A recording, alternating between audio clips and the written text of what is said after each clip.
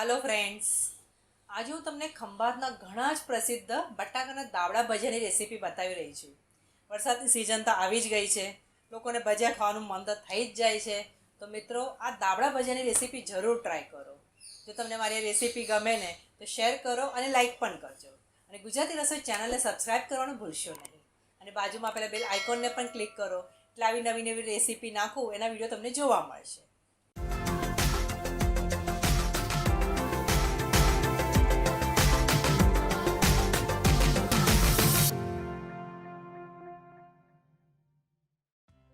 મિત્રો, આપણે જે દાવડા ભજીયા બનાવવાના છે ને એ ભજીયા બનાવવા માટે આપણે એક મસાલો તૈયાર કરવો પડશે। આ મસાલો આપણે બટાકાની સ્લાઈસ બનાવીએ ને તો એ બે સ્લાઈસની વચ્ચે આ મસાલો ભરવાનો છે। આ મસાલો એકદમ ચટાકેદાર અને એકદમ સરસ હોય છે ટેસ્ટમાં। કઢાઈમાં તેલ ગરમ થાય કે 1/4 ટીસ્પૂન હિંગ નાખીશું,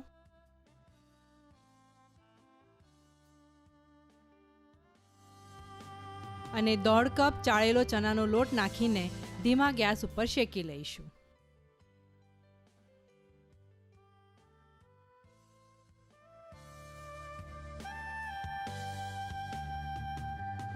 આ લોટને આપણે સતત હલાવતા રહીશું જેથી નીચે ચોંટે નહીં। હવે આપણો લોટ શેકાઈને તૈયાર થઈ ગયો છે। આ લોટને આપણે ઠંડો થવા દઈશું। ચણાનો લોટ ઠંડો થયા બાદ 1 થી 1.5 ટીસ્પૂન આદુ લસણની પેસ્ટ, 1 થી 1.5 ટીસ્પૂન સફેદ તલ, 3/4 ટીસ્પૂન કાળા મરીનો પાવડર, 3/4 ટીસ્પૂન લવિંગનો પાવડર, 1 થી 1.5 ટીસ્પૂન લાલ મરચું, 1 ટીસ્પૂન ધાણા જીરું, 1 લીંબુનો રસ, 1 ટીસ્પૂન દળેલી ખાંડ અને સ્વાદ પ્રમાણે મીઠું નાખીને મિક્સ કરીશું। મિત્રો, આ લોટના મિક્સરમાં જે આપણે લવિંગનો પાવડર અને કાળા મરીનો પાવડર નાખીએ છીએ ને એનાથી તમારા આ દાવડા ભજીયાનો ટેસ્ટ એકદમ ખંભાતમાં ખાતા હશો ને એવો જ આવશે। આદુ લસણની પેસ્ટ જો તમે થોડી લિક્વિડ નાખશો તો તમારો આ મસાલો ઢીલો થઈ શકે છે, તો તમે થોડો શેકેલો ચણાનો લોટ એડ કરીને બતાવ્યા પ્રમાણે આ મસાલો તૈયાર કરજો।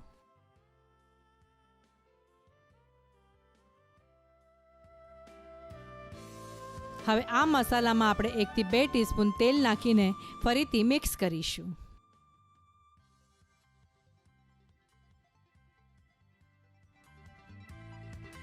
મિત્રો, આ મસાલો બતાવ્યા પ્રમાણે સૂકો તૈયાર કરવાનો છે।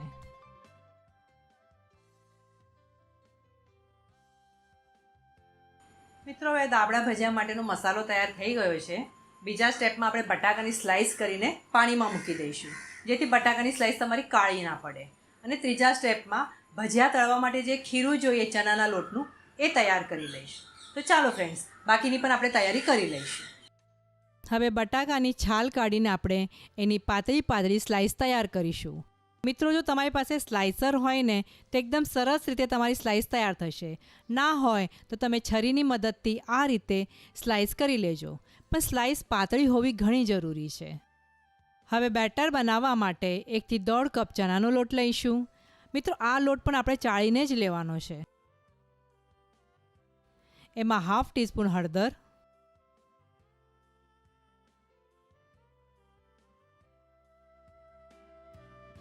સ્વાદ પ્રમાણે મીઠું,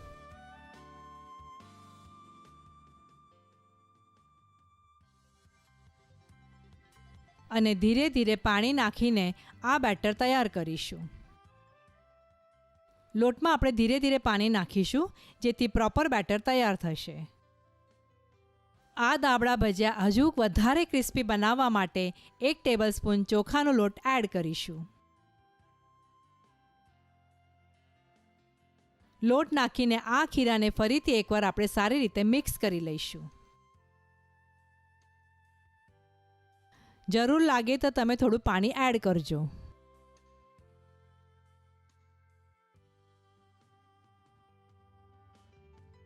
આ પ્રમાણે આપણું ખીરું તૈયાર કરીશું। મિત્રો હવે બટાકાની એક સ્લાઇસ લઈશું. એના ઉપર તૈયાર કરેલો મસાલો આ રીતે મૂકીશું.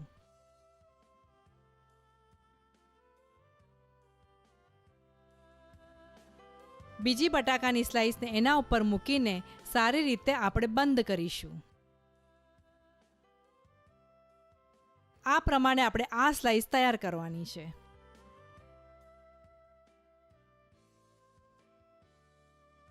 બાકીની સ્લાઇસ પણ આપણે મસાલો ભરીને આ પ્રમાણે તૈયાર કરીશું.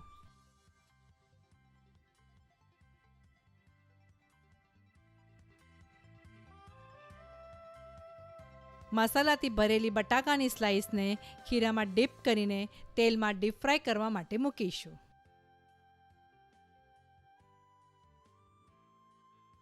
મિત્રો, ગેસની ફ્લેમ આપણે મીડિયમ રાખીશું, જેથી તમારા બટાકાના ભજીયા સરસ રીતે તળાઈ જશે.